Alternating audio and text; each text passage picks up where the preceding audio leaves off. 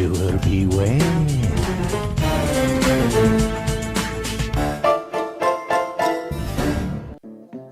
Whoa! Welcome back to Viewer Beware. It's the only show where we go over each and every episode of the Goosebumps TV series.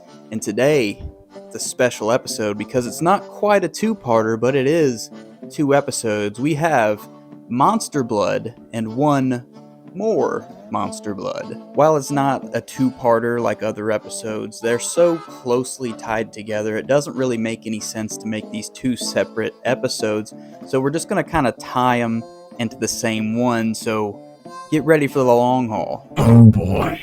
Right, now scholars and philosophers have pondered since the dawn of recorded history, why do kids love slime so much? It's a constant in the youths of today and yesterday. They just can't stand seeing a pile of goop and not shoving their hand in it. I mean, some adults are the same way. Who can say that they can stumble upon a pile of unintelligible goop and not at least poke a stick in it? I know I can't. And that's the very idea of our episode tonight, Monster Blood. It's the story of two kids that find a mysterious goop and can't help but play with it until it just grows out of control and threatens to swallow the whole neighborhood. Sure, we've seen it before, but have we seen it with a 30-foot tall dog? I don't think so. So let's roll on through with that goopy footage and get this show on the road. Well, it all started about a week ago when my dad's company transferred him to Atlanta. So while my parents went looking for a new house, they decided to dump me at my great Aunt Catherine's place. We start with our hero Evan explaining the background of his situation. Evan has rightful suspicion of this strange old woman that his parents are pawning him off on. She's always sneaking around, like she's hiding something. Immediately, Aunt Catherine is imposing strange rules, like the dog not being allowed inside and to stay out of a specific room. So naturally, Evan has to explore. In the room, Evan finds an occult-like summoning circle before he's immediately caught and thrown out by Catherine, who seems to have a hard time containing something in the room when he leaves. No. Stay. The next day, Evan meets the neighbor Andy after his dog barks at her and steals her magazine. Andy seems familiar with the house and the woman that lives there. Everyone in town talks about her. She's weird, all right. Evan explains the creepy room he saw earlier, and Andy is so curious she has to see it. In the room, Evan opens up the cabinet Catherine was struggling with, and the kids find a bottle called Monster Blood, and naturally, open it. What was that? I don't know. So it's a bottle of slime that spawns cats. The kids play with the slime and notice its unnatural bouncy properties and decide to split it up so each has some to play with. After all, kids can't resist slime. As the kids play with their new toy, Evan's dog nabs some slime and eats it, but luckily doesn't show any signs of getting sick. The next day, Andy comes back over and reveals that overnight her Monster Blood expanded 10 times in size, which causes Evan to panic since he left his under his bed the night before. When the two get to Evan's room, they see the blood leaking from under the door and panic trying to clean it up before Catherine notices. Catherine starts to sneeze as her animal allergies are acting up, so she leaves the house to get some medicine, giving kids some more time to clean up their mess.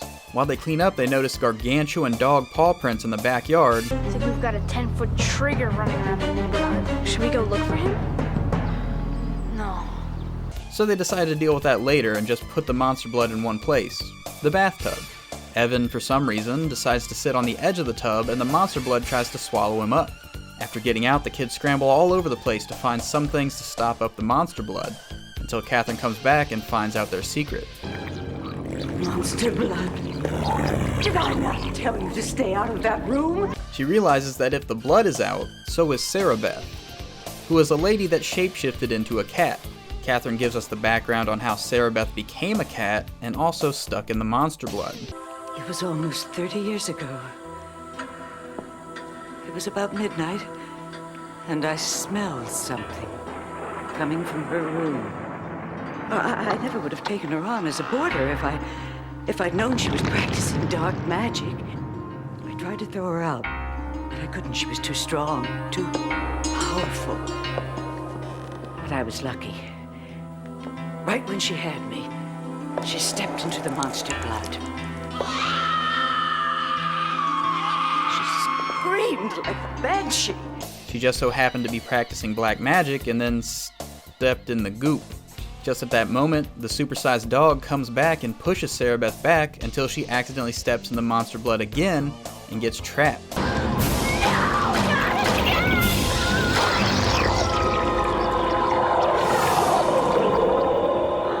We flash forward to Evan sitting on his plane, revealing that he had been telling this story to another kid on his way to Atlanta. I hope you got it all. Can you imagine if a little piece had stuck to your shoe or something? That would be a disaster. No, it wouldn't be good. Okay, so that's the end of our first episode, and it's pretty different from the books and assembled in a way that's so chaotic that I had trouble kind of following for a little bit. At the halfway point, it felt like so many different things were happening, I couldn't even catch my breath. I think that's intentional. That's probably true. Keeps the anxiety up. So in the book, Sarah Beth the cat isn't trapped inside of the jar like a My Little Pony figurine. She's just Catherine's cat, or at least it seems that way. She's still an evil witch in the book, but she just kind of hangs around for reasons that we don't know and keeps Catherine as like a magical slave. And in this case, I think I like the episode's rationale a little bit better because it gives more of a reason for Sarah Beth to be there and want to get revenge on her roommate. Which also the roommate angle feels a little censored for TV. I mean, you don't really go out there inviting young goth women in tight leather black pants to live in your house sight unseen without some kind of ulterior motive, if you know what I'm saying, and I think you do. Aunt Catherine was a little bit thirsty. Heyo. Hey, this guy gets it. Now, you would naturally think that more Monster Blood would be an adaptation of the book Monster Blood 2, and you would be wrong.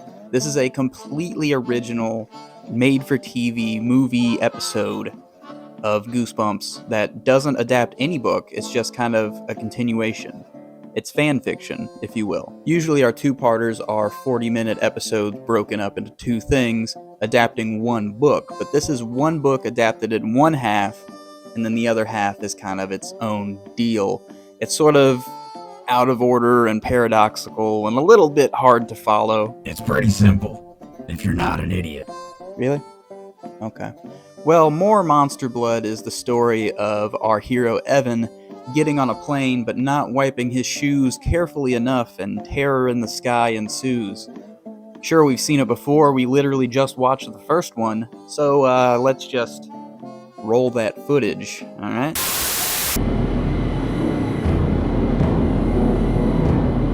We pick up immediately where we left off. Evan is on the plane to Atlanta and meets three new kids, Julia, Curtis, and Conan, and tells them about his run-in with the Monster Blood.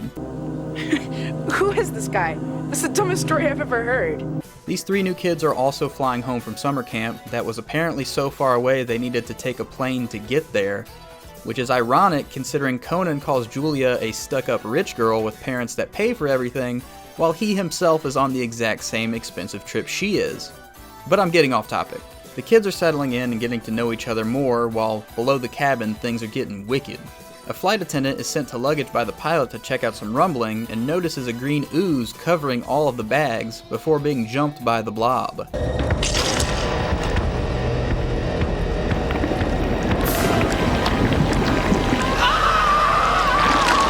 Shortly afterwards, we see that the Monster Blood has made its way up to the cabin and has even infiltrated the water lines. As the man in the bathroom is swallowed up by the blood, Evan notices the goop pooling under the door and rushes to tell the flight attendant they need to land now. Causing a panic on an aircraft is a federal offense. You could get in serious trouble for this. Now stay in your seat. Am I making myself clear? I don't care. You gotta do something. It's in the bathroom. The attendant tries to calm him down, but Evan knows the danger and refuses to let it slide, shouting about the blood in the bathroom until they check it out. The attendant unlocks the bathroom and sees nothing in there, not even the passenger. But I guess they just don't care about that, as the attendant brushes it off and someone else rushes in to take a dump. As Evan explains to the flight attendant more about what the blood does, she gets concerned as she hasn't seen her coworker in a long time. So she rushes to the storage door and she notices it's covered in a green slime, and she's immediately sucked down into the door in a puff of smoke. In the passenger area, more pools of blood are appearing and swallowing up more people, until ultimately it's just the kids left as the blob slides down the aisle. The kids climb up on top of the seats and throw anything they can into the blood blob, until they throw their airline food into it and it throws up some of the stuff that it swallowed. So the way to defeat the blood is a hacky joke from 90s stand-up comedians. What's the deal with airplane food? The kids then force Curtis to crawl through the overhead bins and back to the food storage to throw more into the blood. Curtis makes it to the other side, but the blood notices him and slides towards him. Conan distracts the blood away from Curtis but gets swallowed up. This gives Curtis and Evan enough time to unlock the food cart and throw it into the blood though, causing it to regurgitate everything and everyone on the plane and shrink down into a small pile. As the plane lands, a hazmat team seals the blood into a container. The day is saved, and the kids are all friends now. Call me if you feel like it. I know what it's like to be the new kid in town. Thanks. Thanks for, well, you know, what you did. Hey, was a highlight of my summer. Oh!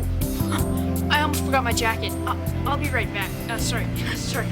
So then I go back, I call for the steward, and I get this green stuff in my hand. And the next thing I know...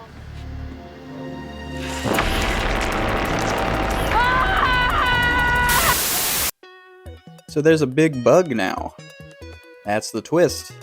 Big bug. I got scared. Yeah, but Evan could just turn around and leave the plane, and his problems are just magically over. Alright? So for an original episode, it really just delivered more of what the title said. More monster blood. You wanted more monster blood? Well, goddamn, here's more monster blood. According to the writer Rick Drew, this episode really only exists because they wanted to include Monster Blood 2, 3, and 4, but they didn't really have the budget to adapt those, and they wanted fans to have a little bit more fun with the concept. So more Monster Blood became a thing. Obviously with budget limitations, that's why there was only one small set, kind of limited story that didn't really feel like it fit the entire 20-minute runtime. And, you know, not a lot of special effects. There's really only the one shot of it in the plane aisle. But, you know, they wanted to give fans more, so they did. And the results were... It's more monster blood. What did you expect? It's definitely not as good as the first part, and the first part wasn't really all that great either, if we're being honest. The pacing of the first episode was just so chaotic, there was so much happening, and they could have cut out some stuff to make that feel better. Like, there were the extended scenes of Aunt Catherine kind of singing and dancing that didn't really contribute to anything, and they could have used that to kind of expand on some of the more atmospheric and creepy shots and elements of the episode. The sequel, on the other hand, is very, very low on plot. There's almost not enough to justify it being a thing. It's just really... The distribution of plot in these two episodes doesn't feel even. There's way too much on one end that I feel like they cut some stuff out, and there's almost not enough on the other where, you know, just mix them together, you know?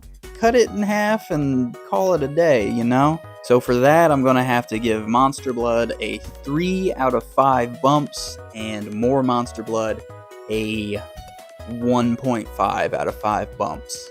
Check it out, or at least watch it until Evan gets on the plane, and then just imagine he goes to Atlanta and lives his life like a normal kid.